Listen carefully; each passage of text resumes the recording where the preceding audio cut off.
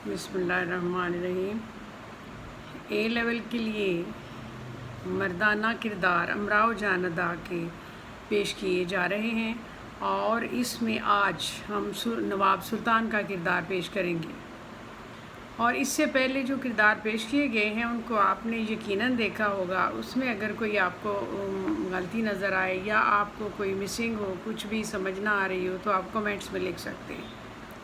चुनांचे आज हम नवाब सुल्तान के बारे में पढ़ेंगे कि नवाब सुल्तान अमराव की ज़िंदगी में उस वक्त दाखिल हुए जब वो जवानी के हदूद में कदम रख चुकी थी। वो ना सिर्फ अपने पेशे की हकीकत को समझ चुकी थी बल्कि उसकी मांग का भी उसे अंदाज़ा हो चुका था कि लोग सिर्फ वक्त गुजारने के लिए कोठे पर आते हैं और तवाइफें यहाँ ना सिर्फ उनको अच्छा वक्त मुहैया करती हैं बल्कि वो मुआशरे के ख़ास हिस्सा हैं। उनकी तालीम व तरबियत के साथ साथ उन्हें अच्छा माहौल भी फराहम करती हैं। अमराव को आर्ट से ख़ास लगाव था। वो शायरी से बहुत दिलचस्पी रखती थी, खुद भी शायरा थी और शेर समझने की सलाहियत भी रखती थी। यही वजह थी कि नवाब सुल्तान को वो भाग गई और वो खानम के कोठे की तरफ खींचे चले आए।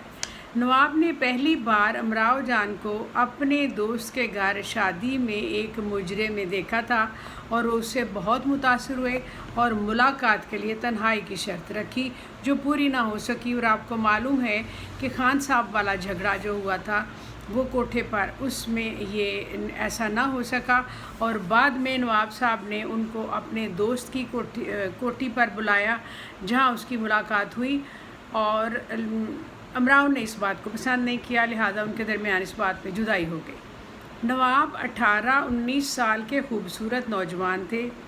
घुटा हुआ जिस्म, खूबसूरत चेहरा, जिसके बारे में अमराव ने खुद कहा कि औरत ख्वाह कितनी ही सख्त दिल क्यों ना हो, इन पर ज़रूर माइल हो जाए। नवाब एक मासूम और सादा जहन रखते थे, आदाब महफिल और बात करने के सलीके से वाकिफ़ थे, गैरतमंद और इज़्ज़तदार थे। अमराव को उनकी शर्म और लिहाज भाग गया। ख़ासकर इश्क का इजहार भी मुलाजिम के ज़रिए किया और शायरी से लगाव आशिकाना हद तक था। बात बात पर शेर कहते थे। अमराव से लगावट की वजह भी शायरी ही थी। अमराव को इससे पहले ऐसा शख्स, बाज़ौक़ शख्स ना नज़र आया जो सूरत, अंदाज़ो बयान, ख़ानदान, शराफत, इज़्ज़त और गैरत का मजमुआ था, ना मिला था। एक तरफ गौहर मिर्ज़ा का छिछोरापन और दूसरी तरफ राशिद अली ख़ान की बदज़ौक़ी और बदसूरती। नवाब सुल्तान जैसे शख्स की ही शायद उसे तलाश थी। इज़्ज़त नफ्स आला किरदार की ज़मानत है। इसके साथ जज्बातियत और दूर अंदेशी और मर्दानियत ऐसी थी जो गौहर मिर्ज़ा में न पैद थी, बल्कि इसका कमीनापन इसको सख्त नापसंद होता था और वो कहती थी कि बेशक औरत का इजहार इश्क, औरत को इजहार इश्क पसंद है बशर्ते कि इसमें ज़रा सा भी कमीनापन ना हो। नवाब के साथ उसकी सोच बहुत मिलती थी। वो गौहर मिर्ज़ा से बहुत मुख्तलिफ है। अमराव को नवाब से लगाव पैदा हो गया था जो एक तवाइफ के पेशे में बिल्कुल नहीं आना चाहिए। इसके दिल में नवाब के साथ ज़िंदगी गुजारने की ख्वाहिश पैदा हुई जो वो जानती है कि कभी पूरी ना हो सकेगी। वो कहती है कि वाकई सुल्तान साहब को मुझसे और मुझे सुल्तान साहब से मोहब्बत हो गई। दोनों के दरमियान मजाक एक जैसा था, उम्र बराबर थी, लेकिन ज़िंदगी भर साथ होने का उन्हें मलाल था कि ना हो सकेगा, ये उसे यकीन था। सुल्तान साहब से जैसा अमराव का दिल मिला फिर किसी से ना मिल सका। नवाब सुल्तान नवाबों की उस जमात से ताल्लुक़ रखते थे जो बादशाहों से ताल्लुक़ रखती है और जिसके ज़वाल का सबब भी यही कोठे और ऐशो इशरत बनी थी। चुनांचे नवाब की दूरअंदेशी ने अंग्रेज़ का राज देख लिया, इसलिए वो उनकी साथ हो गए और गदर में बच निकले। दरअसल नवाब सुल्तान पर उनके वालिदैन का बहुत ज़्यादा असर था, इसलिए वो अमराव से मिलने के लिए तखलिया चाहते थे। जैसे कि मैंने पहले भी कहा कि एक बार सिर्फ कोठे पर तशरीफ़ लाए और फिर अपने दोस्त की हवेली में बुलाया। अमराव को बुलवा लेते और वहाँ बातचीत होती, लेकिन अमराव को ये बात पसंद ना आई और दोनों के दरमियान जुदाई हो गई। दूसरी बार नवाब साहब मिलते हैं कहाँ? रामदई के शोहर की हैसियत से। एक बच्चे के बाप हो चुके हैं। और इस वक्त अमराव को अपनी बदनसीबी पर यकीन हो जाता है, क्योंकि रामदई भी वो लड़की थी जो करीम के ससुराल उसके साथ अगवा होकर इकट्ठे आई थी और उसके साथ रही थी। अमराव की ज़िंदगी में कोठा लिखा अल्लाह ताला ने, और रामदई की ज़िंदगी में कोठी। यहाँ जिस अंदाज से नवाब अमराव से मिलते हैं, कारी को बिल्कुल ये एहसास नहीं होता कि उन्हें अमराव से बिछड़ने का कोई गम हुआ होगा। वो बड़ी दिलचस्पी से अमराव से बात करते हैं और उसको एक बाहर की तफरीह समझते हैं, जिसका ताल्लुक़ सच्चाई से कम और अय्याशी से ज़्यादा था।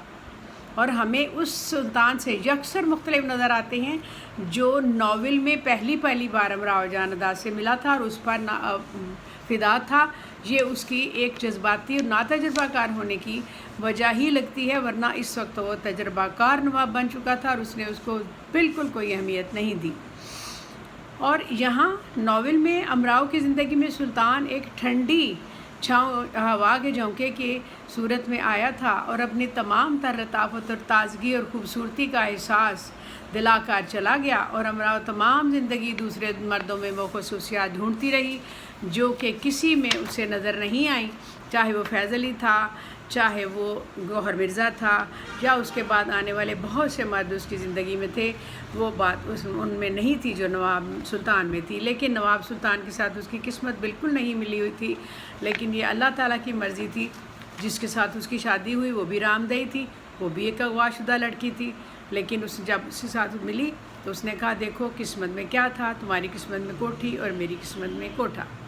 और ये अमराव जान अदा के मर्दाना किरदारों में से एक नवाब सुल्तान का किरदार जो मैंने आपके सामने पेश किया है। इस हकीकत में यही इनका किरदार है, बहुत बड़ा लंबा चौड़ा किरदार नहीं है। थोड़ी देर के लिए 2-3 बार ये हमें नज़र आते हैं। एक बार कोठे पर आए, एक बार अपनी हवेली में, दोस्त की हवेली में बुलवाया, और बाद में शादी के बाद एक बच्चे के बाप की जो यहाँ घर में मुजरा करवाया, वहाँ पर इससे मुलाकात हुई, अमराव से मुलाकात हुई। और 2-3 रवैये मुख्तलिफ इनके हमें नावल में नज़र आए हैं। इसलिए ये कोई बहुत आला किरदार इसमें नहीं था, ना ही ये हीरो थे। इसको हीरो नहीं कहना चाहिए। चुनांचे ये आपके सामने मैंने पेश किया। आपने इसको सुनना है, शेयर करना है, लिंक करना है और सब्सक्राइब भी करना है। और ये इसके नेक्स्ट हम और किरदारों के बारे में भी पढ़ेंगे इंशाअल्लाह।